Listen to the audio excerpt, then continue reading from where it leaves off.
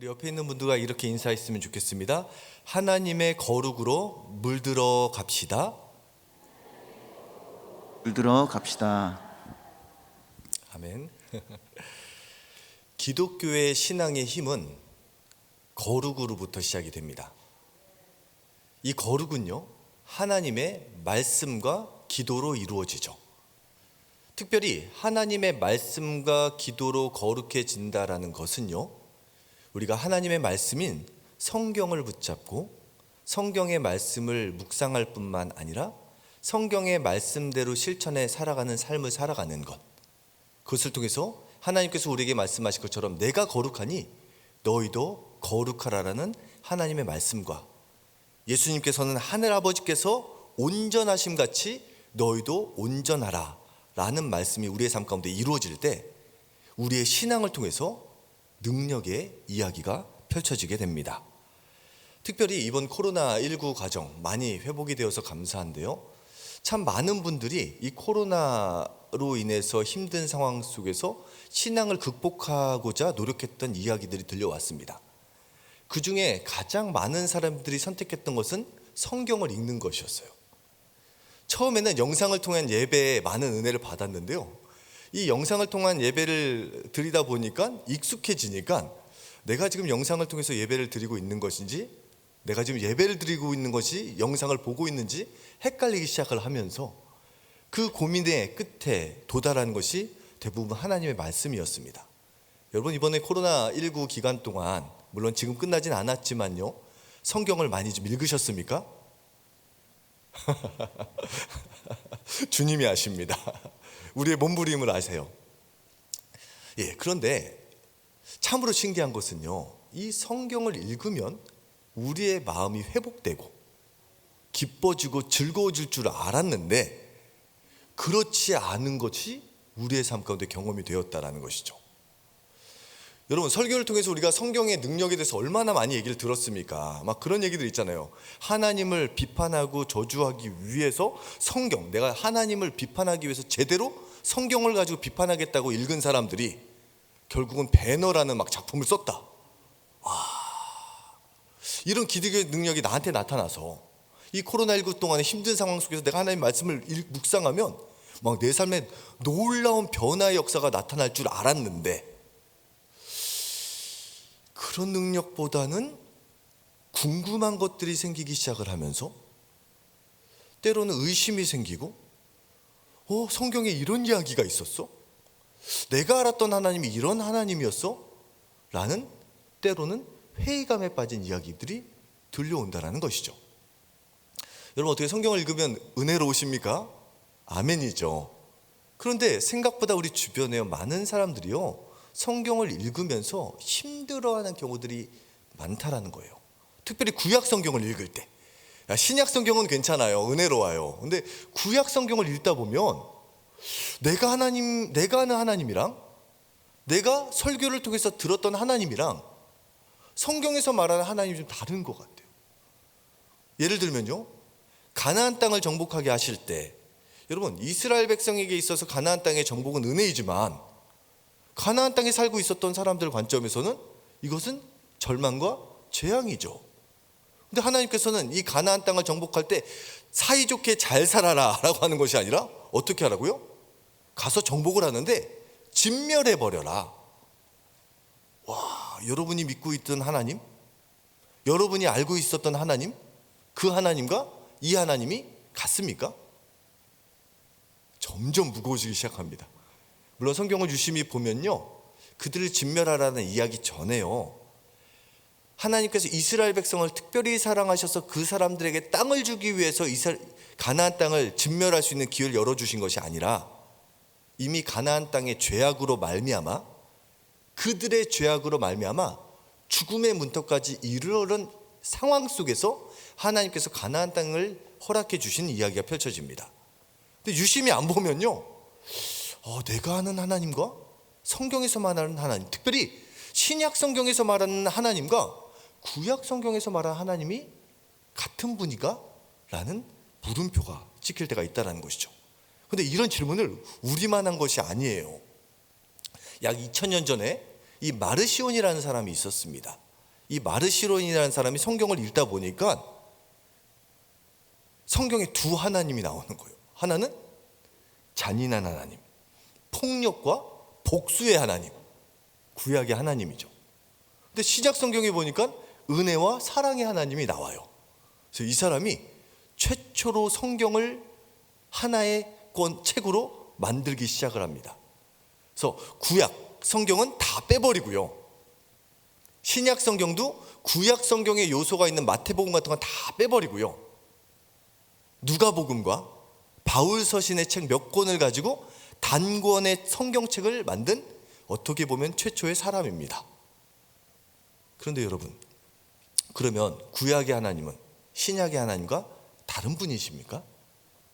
구약의 역사와 신약의 역사는 분리될 수밖에 없는 책인가요? 절대로 그렇지 않습니다. 왜요? 예수님께서 그렇게 보셨기 때문입니다. 오늘 본문 말씀 44절에 보면 이런 구절이 있습니다. 함께 읽어보겠습니다. 시작. 모세의 율법과 선지자의 글과 시편의 나를 가리켜 기록된 모든 것이 이루어져야 하리라 한 말이 이것이라 하시고. 아멘. 예수님께서 성경을 보실 때, 말씀하실 때 모세의 율법과 선지자의 글과 시편이라고 표현되어 있는데요, 이것은 구약 성경을 지칭합니다. 율법이 기록되어 있는 율법서, 선지자의 글, 선지서, 그 다음에 시편, 대표적인 성문서. 여러분, 참고로 우리가 가지고 있는 구약 성경 이 39권의 책은요, 하나의 권으로 연결된 것은 기원 후 90년 예수님께서 부활하시고 승천하신 이후에 구약 성경이 하나의 책으로 구성이 되어 있고요, 그 전에는 낙권으로 구성이 되어 있었고요, 그 낙권으로 구성되어 있는 책들이 수백 년의 기간을 통하여서 율법서의 묶음, 성문서의 묶음, 선지서의 묶음으로 묶어졌어요. 그러니까 이 마르시온이라는 사람이 활동했던 시기가요, 구약 성경이 하나의 책으로 묶여진 이후의 이야기고요, 아직은 신약 성경이 하나의 책으로 묶여지지 않고 각 편지로 읽혀지고 묵상되었던 시대의 이야기입니다. 그런데 아직 하나의 구약 성경으로 연결되기 이전에 예수님께서 뭐라고 말씀하십니까? 모세의 율법과 선지자의 글과 시편이 바로 나에 대해서 기록하고 있다라고 말씀하고 계시다라는 거예요. 여러분, 우리가 구약 성경을 읽어야 됩니까? 안 읽어야 됩니까? 읽으면 어렵죠. 출애굽기까지는 은혜로운데 막 레위기 들어가고 민수기, 신명기 들어가면 내가 이 책을 읽어야 되나, 역대상 가면 막 족보 이야기 나면 내가 우리나라 역사도 제대로 모르는데 이것까지 내가 알아야 되나 생각이 들 수 있죠. 그런데 여러분, 우리는 구약 성경을 읽어야 됩니다. 왜냐하면 이 구약 성경은 하나님께서 우리에게 주신 말씀이고요, 이 구약 성경의 원리를 정확히 꿰뚫어 보면요, 신약과 다른 책이 아니라 하나의 책임을 알 수가 있습니다.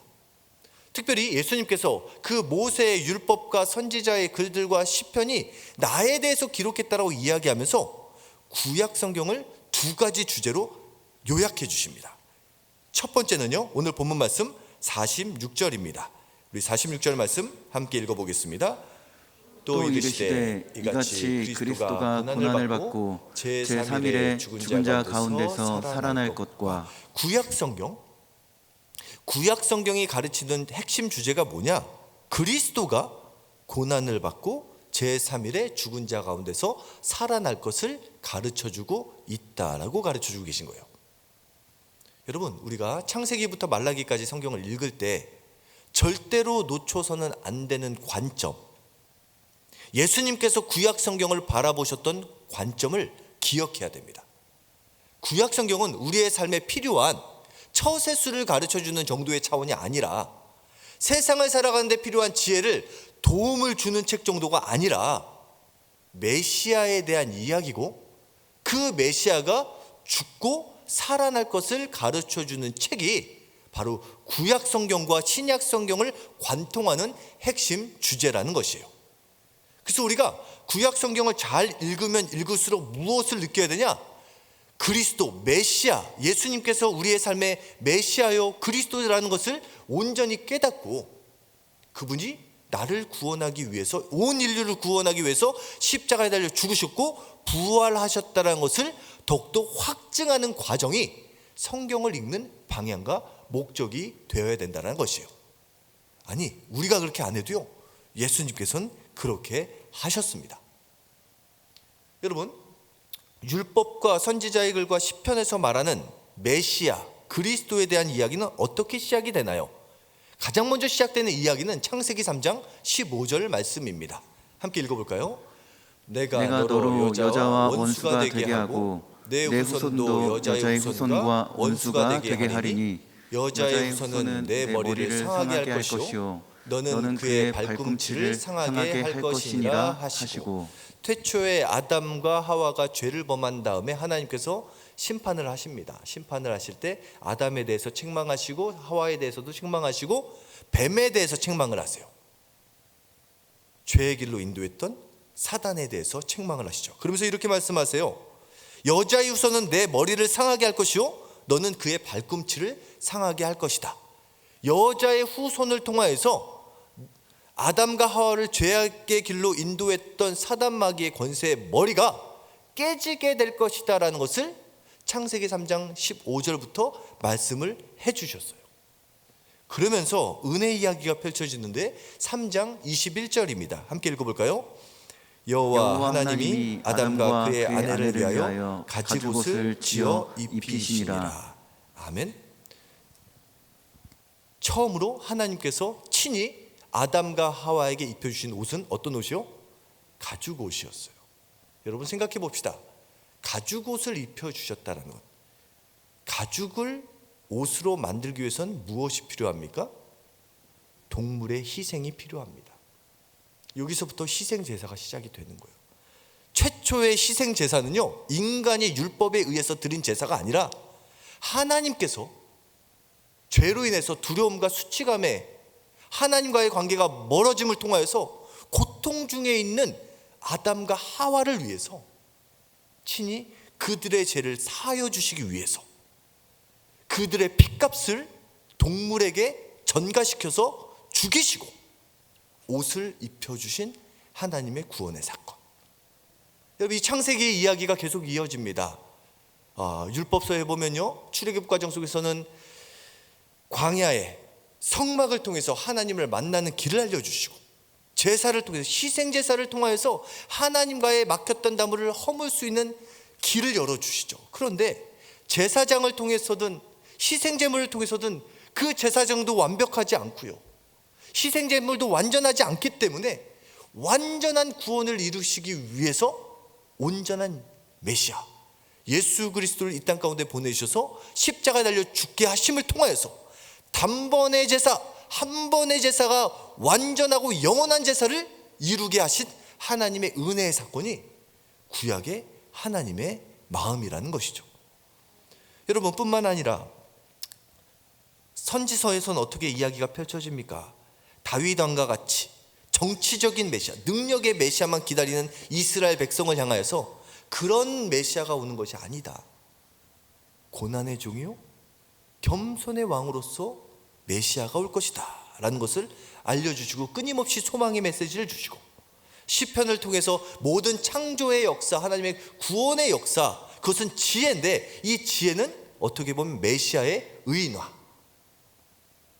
살아있는 지혜, 지혜의 영이시오, 이 창조에 친히 창조 때부터 계셨고 창조의 역사를 이루신 메시아에 대해서 이야기를 나눈 것이 시편이라는 것이죠. 여러분, 이 관점, 이것을 놓치는 순간 성경은 우리를 변화시킬 수 있는 책이 될 수 없고요, 하나의 지식을 주는 책으로 전략할 수 있다라는 것입니다.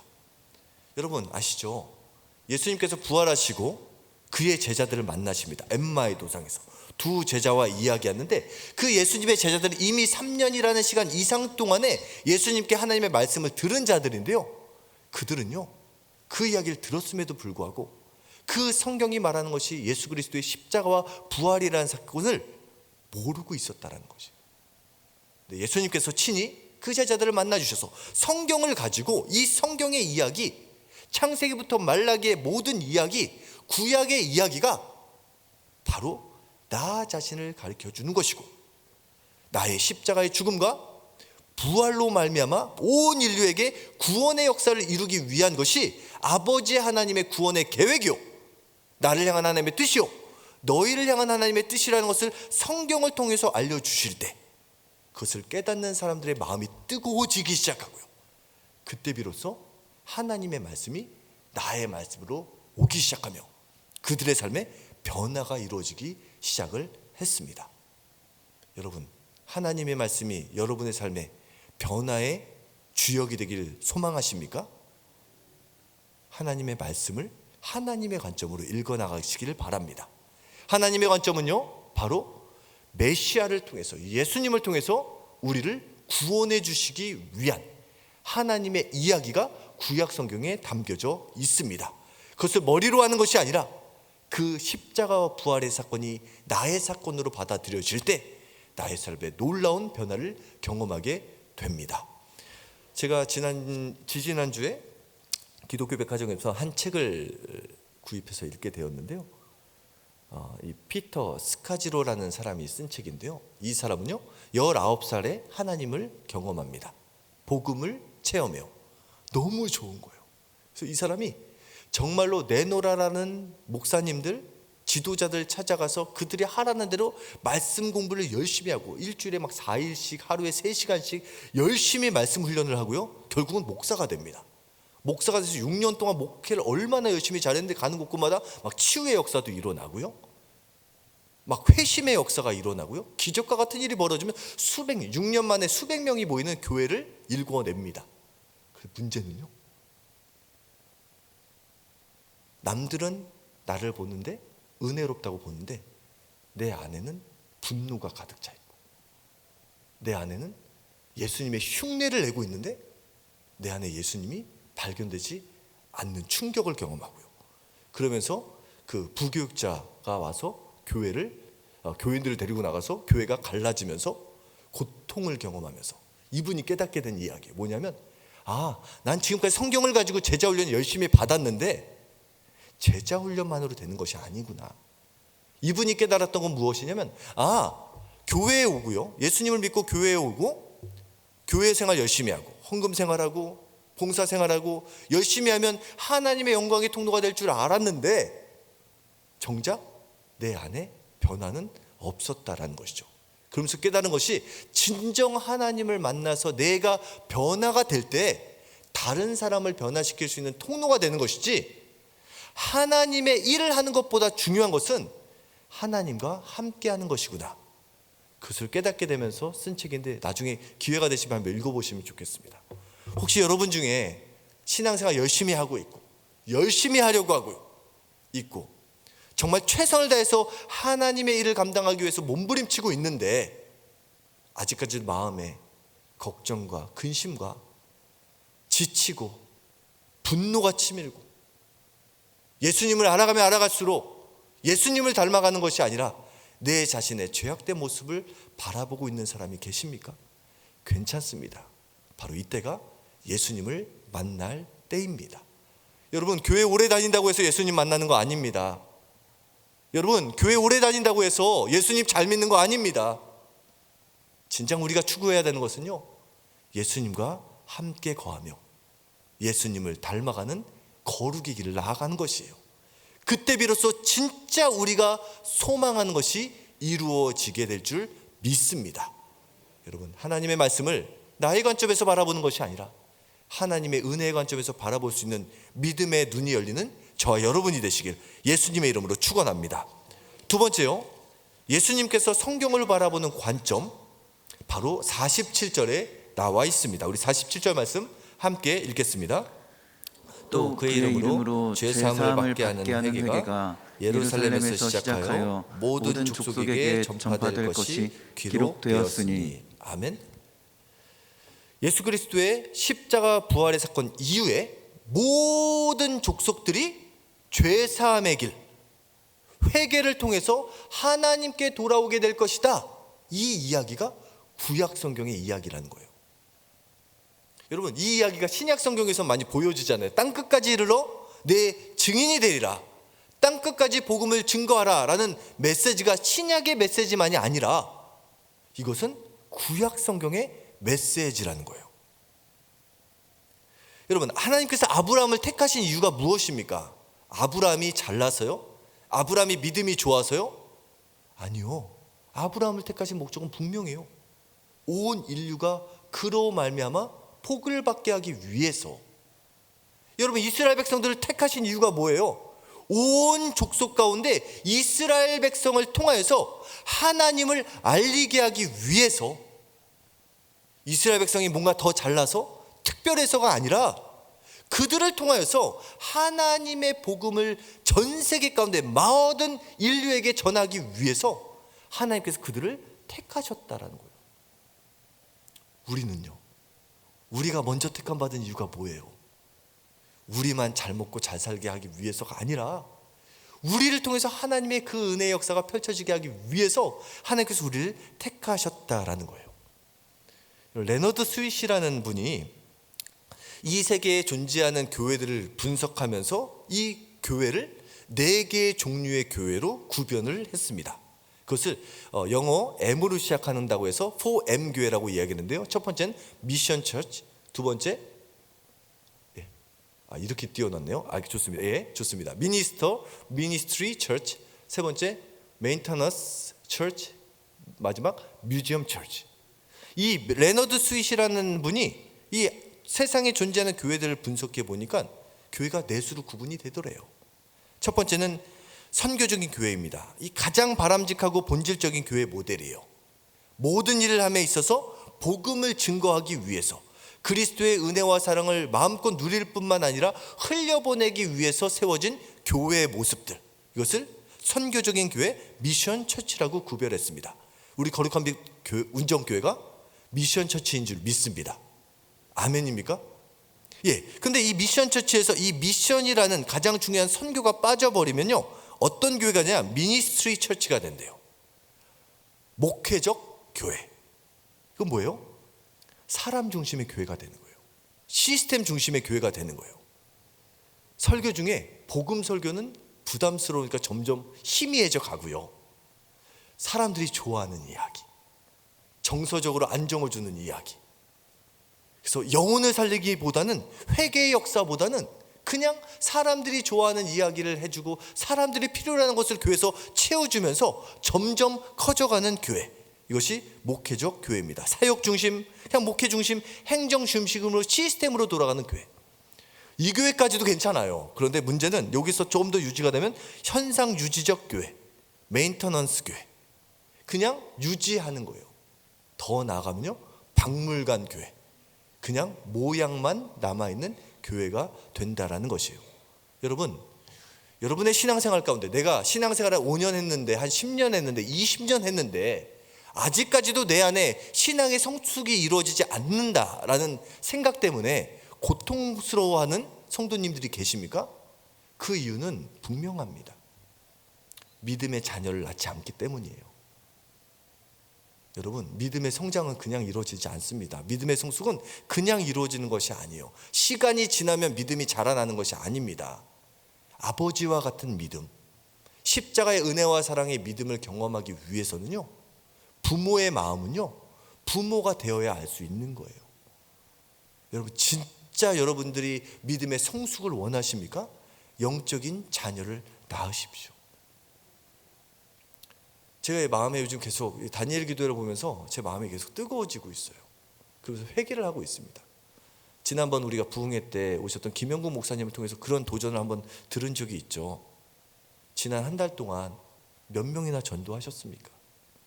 몇 명에게 복음을 전하기 위해서 노력하셨습니까? 여러분, 우리 거룩한 빛 운정교회가 건강해지면 건강해질수록 모이기 힘쓰는 교회 좋습니다. 근데 진짜 건강한 교회는 흩어지는 교회가 되어야 돼요.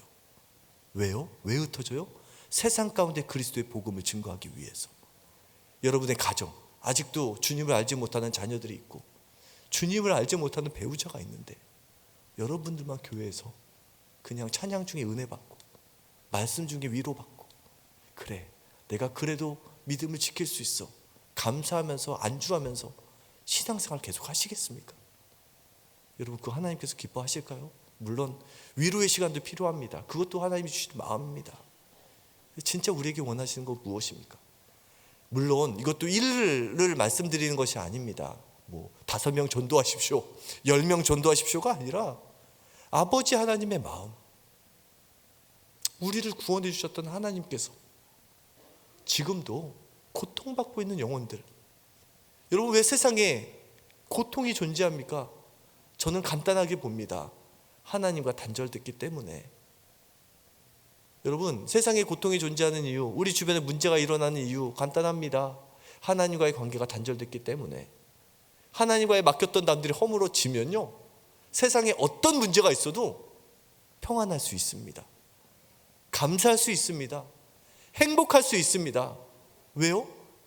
하나님 안에 거하면 이 모든 것이 하나님의 은혜 가운데 풀어지기 때문에. 우리는 하나님 안에 거하는 존재로 지음받았고요, 우리의 가족, 우리의 지체들도요, 하나님 안에 거하는 지체들로 창조되었는데 거기서 벗어나니까 그들은 모르죠. 왜 고통스러운지, 왜 힘든지, 아무리 노력해도 만족하지 못하는지, 아무리 노력해도 행복하지 못한 이유가 뭔지 모르죠. 우리는 알지 않습니까? 하나님 안에, 예수님 안에 모든 은혜와 행복이 담겨져 있습니다. 저는 우리 거룩한 빛 운정교회가 지금 이제 12월부터 4개 교구로 개편되시는 거 아시죠? 목양에 더욱더 전념하기 위해서 지금 많은 변화를 일구어 가고 있는데, 저는 목양이 잘 이루어진다, 우리에게 신앙이 필요한 것을 잘 공급받는 교회 된다, 이것으로 만족하고 안주하지 않았으면 좋겠습니다. 왜 하나님께서 우리의 교구를 개편시키실까요? 궁극적으로 하나님의 나라가 더욱더 구체적으로 이 땅 가운데 이루어지기를 원하시는 하나님의 마음 가운데 이 모든 과정이 이루어지고 있는 줄 믿습니다. 가정 가운데, 우리의 믿음의 지체들 가운데, 우리 거룩한 빛 운정교회 가운데, 우리 교회가 속해 있는 이 지역 가운데 하나님의 나라가 이루어지며 진정 하나님 안에서 누릴 수 있는 참된 평안과 기쁨과 하나님 안에서 경험할 수 있는 온전한 자유함과 평안을 맛보는 하나님의 역사의 통로로 쓰임받는 우리 거룩한 운정교회와 우리 모두가 되시길 예수님의 이름으로 축원합니다. 기도하겠습니다.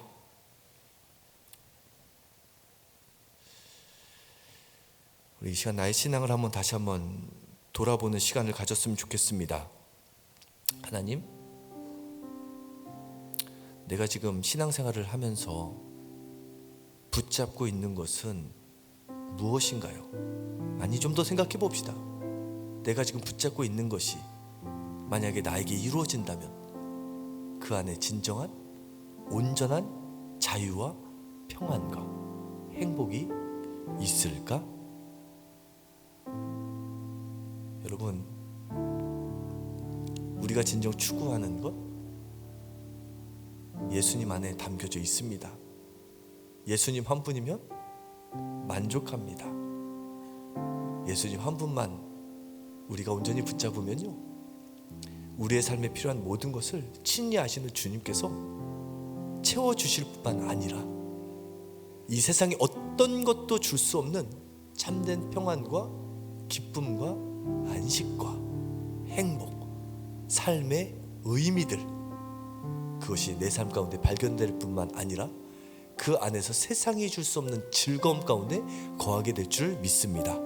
하나님, 하나님의 말씀 가운데 예수님의 십자가와 부활의 구원의 역사, 그 복음이 나에게 지식이 아닌 실제가 되게 하여 주옵소서.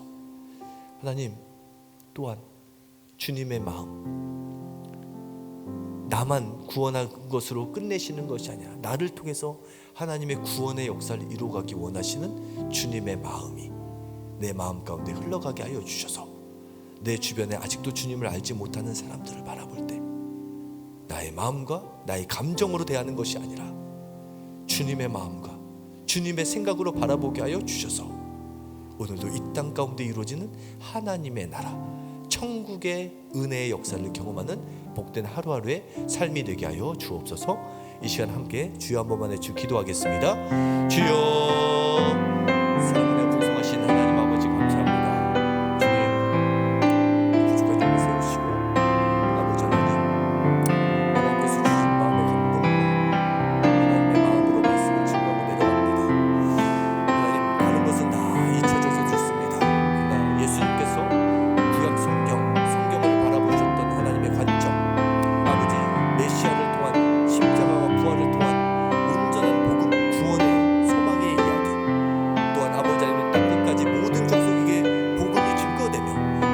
하나님께로 돌아오는 구원의 역사의 사건이 아버지 하나님 구약의 사건뿐만 아니라 신약의 사건뿐만 아니라 오늘 우리의 이야기가 될 줄 믿습니다.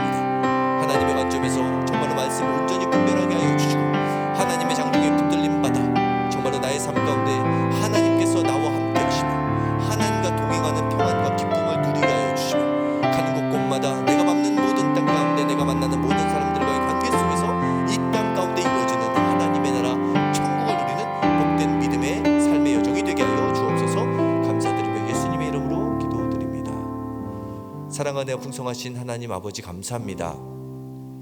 함께 모여서 예배하게 하여 주심을 감사합니다. 무엇보다도 우리의 신앙의 관점, 하나님의 말씀을 보는 관점, 이 모든 것이 주님의 눈과 주님의 마음으로 이루어지게 하여 주셔서 진정 하나님에 대한 믿음의 삶을 살아가면 살아갈수록 하늘로부터 임하는 세상이 줄 수 없는 참된 평안과 자유함을 누리게 하여 주시고 그 자유함 가운데 진정 세상에 속박되어 있는 영혼들을 하나님 품으로 인도하여서 함께 하나님의 나라 천국을 맛보는 믿음의 삶의 지경이 되게 하여 주옵소서. 감사드리며 예수님의 이름으로 기도드립니다. 아멘.